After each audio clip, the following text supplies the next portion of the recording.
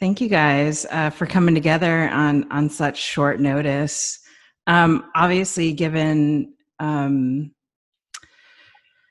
so many things that are going on in our country, I mean, we've got COVID, and then with George Floyd basically being murdered, and that video being shared all across the world.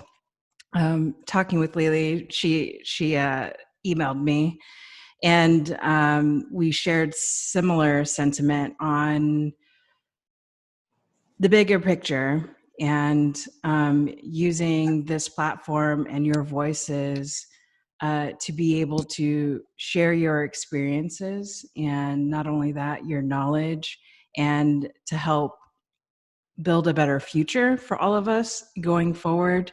And I mean, I want to hear from you guys in terms of like, where do we even begin? Well, I just want to thank you guys for joining last minute. I texted them at literally 30 minutes ago and they were like, yeah, I'll hop on. So I want to thank you guys for being flexible. But like you said, right now, what's going on is horrific. It's awful.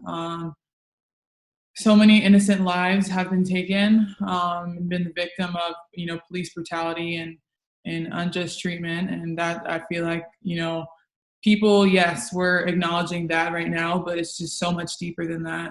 The riots, the arson, the frustration, the protests. It's just built up frustration for centuries.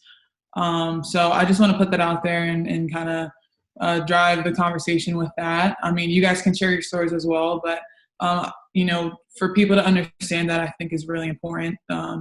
In talking about these deaths, you have to understand the history of it as well. Yeah, I think that if you don't know your history, you're bound to repeat it. I think that's one of the most important aspects to these conversations, if you're going to have a conversation, is that it's not enough just to post your quick little, oh, this is terrible, whatever meme or saying that you are to contribute to this, because in times like this, it can sometimes feel like you're just being on brand, or it can seem like you're just trying to be on trend. And in reality, it's interesting, or you really want to see those people that are going to, when the hashtags go away, they're going to continue to drive these conversations. And the only way for you to have these conversations, regardless of how uncomfortable you are, is for you to understand that this is not anything new. This is something that has been happening since civil rights, since before civil rights movement. This is something that happened 30 years ago with Rodney King, with the riots going on there. And again, I'll reiterate what I just said. If you don't know your history, you're bound to repeat it. This is not anything new, but also at the end of the day, this didn't start with George Floyd. This didn't start with Ahmaud Arbery. This didn't start with Breonna Taylor. This didn't start with Tamir Rice. This didn't start with Trayvon Martin and Ira Gardner. The fact that I can continue to name these people like this is a problem. And the fact that this all happened within the last 5 to 10 years is a problem. The fact that the first 3 that I named happened within the last month, 2 months, is a problem. And I think that, it's just the reality of the fact that our skin color is the only reason why these individuals were targeted. I just want everyone to understand it's traumatizing. Having to experience racism. And if you're uncomfortable speaking about it, imagine how uncomfortable those that are people of color are walking to the streets and are nervous about wearing a hood because of what happened to Trayvon Martin. Every time you get pulled over by a cop just for speeding, having to make sure you're texting someone what's happening or reporting to make sure that if something happens to you, it doesn't go in vain.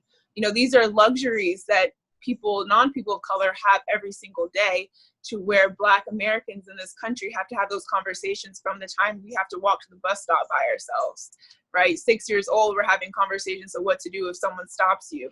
And it just continues to go on day in and day out. And so I think that it's integral to understand that this isn't just a hashtag. This isn't just a trend. These are people's lives. And this is the reality of every single person of color that you encounter.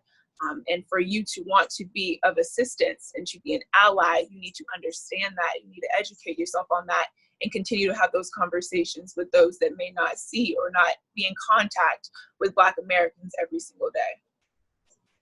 Right. And just to elaborate off that, I mean, that's kind of, I've had a lot of, my white friends, they're asking, well, what can I do? Because sometimes they feel like they're just jumping on the bandwagon. And I think it's important to understand, and I've made it a point to everyone I've told, is that, I understand that you want to help right now, but in a few months from now, if I can call on you, I need to know that you are in this for the long haul. This isn't something that's just, right now, what can you do in the now? It's what can I do 20 years from now? This is longevity. For as long as Black people have been oppressed, it's going to take us almost even longer to get back to doing this together and doing it the right way. And I think we have to, again, educate.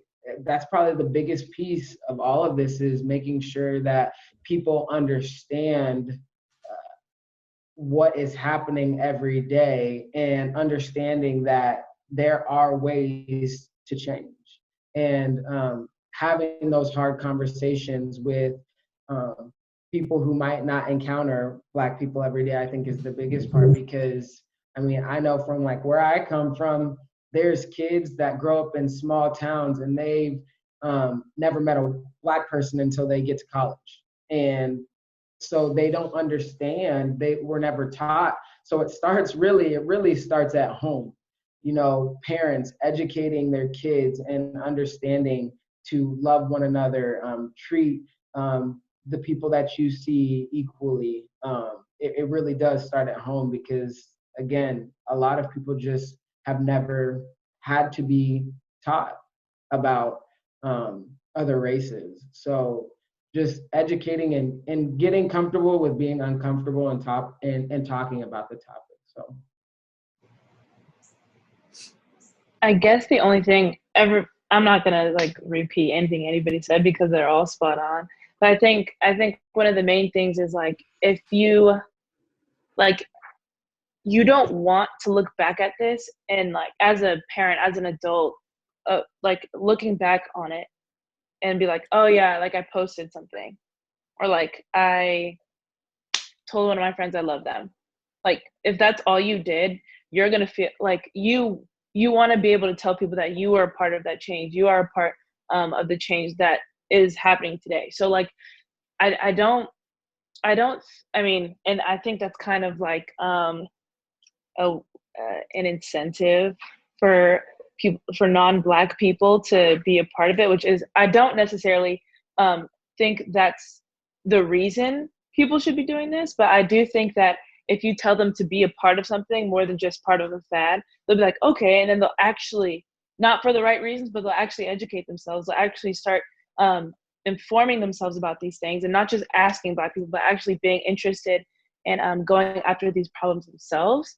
So I think that's another way to kind of get the ball rolling, is you don't want to look back on this and be like, I wasn't a part of that. You want to be, you even want to be part of I used to think this way. I didn't realize that I had these microaggressions. I didn't realize that I was low-key racist, but I opened my eyes, I made a change, and I was part of this movement. I think that's more powerful than anything. And that's why I think it's so important for non-Black people to address, truly address their issues, not just be I'm not racist, but be what racist thoughts do I have? Is this racist that I did? Actually asking themselves hard to answer questions. And I completely agree. There's so many people who experience subtle acts of racism, microaggressions. I can speak, from experience.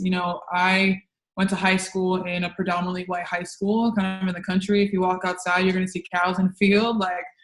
People, we went to school on President's Day, but we had rodeo day off. So I experienced that being around a lot of people who didn't look like me. And, I'd get kind of, not necessarily pushed to the side. I feel like as an athlete, we do have a voice and we are looked at a little bit different despite our skin color. But people did yell at me from across the courtyard and told me I was Black. That's something I didn't know. But you're looked at a certain way when people aren't being educated at home how to treat everybody, and understanding that, you know, people of different color, we're all the human race.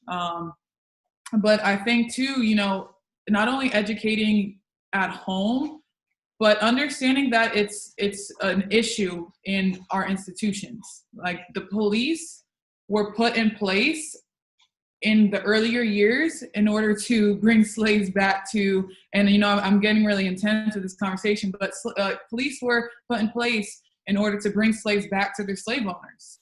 Like, you just look at the system and how everything is doing exactly what it's supposed to. And I just think, like I said, it does start at home, but it is so much bigger. And there's just a lot of things put in place for us to stay oppressed and suppressed. But I think, you know, you guys hit it spot on with, you know, being an ally and understanding how to be an active ally, and understanding how to address those thoughts that you might not even knew that you had, might not even knew that you know, felt a certain way. But, you know, I think that this is a start. You know, I think some people might be doing it because it's a fad, posting black squares, but it still is a catalyst for the conversation. I think it's a challenge to everybody to start thinking about the little things that they can do in order to make change. So I think, you know, whether it's a fad or not, I think it challenges people to drive that conversation. And I challenge everybody to do that, and to challenge their friends, to challenge their family members, in order to feel and empathize a little bit. There's, you know, people are not always going to feel or understand the struggle, but to empathize and try to understand as best as they can and be educated on the topics.